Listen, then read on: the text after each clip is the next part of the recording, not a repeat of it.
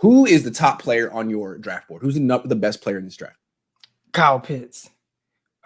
He's just, from my standpoint, the word, I feel like generational talent gets thrown out a little too much. And it's like, how is every year somebody's generational? But when you look at Kyle Pitts and what he is, right? I mean, we're talking about a 6'6", 245-pound tight end that runs 4.4s that can line up anywhere on the field. And I know there's some people like, oh, he's a receiver. In my opinion, yeah, like he's essentially a weapon. He's an offensive weapon, kind of like Kyle Juszczyk. But I want him to more times not have his hand in the dirt, because now I get to utilize him as a tight end and I get to affect the packages that defenses put in there. If you come out there and you try to play in the nickel defense because you want to be able to guard my tight end that has receiver skills, well, we'll just run at you and he'll move you from that standpoint. If you come out in a big package where it's more of a base defense and I split them out into the slot or play my receiver, now I have a mismatch there. So I just think he has like very fluid movements, very legit pass catching abilities where it's really natural, plays really big at the catch point. He's the best prospect I've seen. I think most people would say like, well, what about Vernon Davis?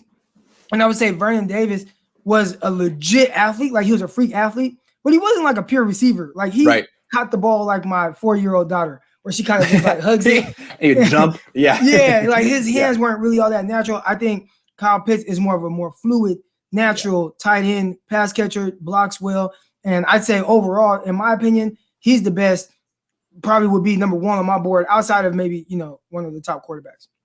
I totally agree with you. I would put him number one, maybe number two behind Trevor Lawrence, but that high.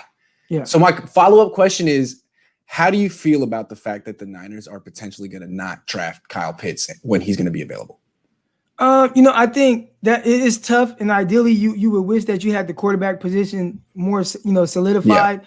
Yeah. The quarterback position at the end of the day is just the most important position on the field. So it's like you want to prioritize quarterback. It's like, I get it. It's like having Jalen Ramsey, who is a shutdown corner, right? Or having, Kirk Cousins. Like, yeah, I would rather have Ramsey. He's the better football player, but Cousins still is more important to like the win-loss column. So it's tough.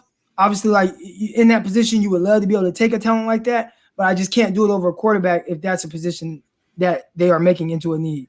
It's just interesting to understand that the Niners have a predicament. Like they're going to be passing on a player who most people would agree is the best tight end people have seen ever coming out of college in a long, long time.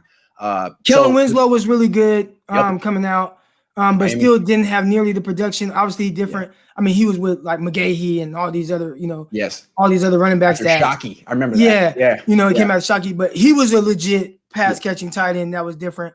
But since then, maybe Evan Ingram like could be kind of like the closest, like as a pure, prospect, pass catching receiver, tight end. But yeah, no, you're right. Like you don't see guys like this often, if ever. Tough to pass on that, but makes sense if you don't have a quarterback. Got it. All right. Tommy Jake says, what do you think the Niners players feel about having a rookie quarterback come in this year? What do you think? It's kind of a vet team. The NFL, it's a business, and I think people understand that. So it's like nothing that happens, you can't take it personal. Obviously, people want to win, and you just have to trust that the organization is going to put you in the best position to win moving forward. So, I'm pretty sure there are going to be a lot of guys that, really like Jimmy Garoppolo, but at the end of the day, you just understand it's a business, and, everybody has to do their job to continue to get paid the money that they want.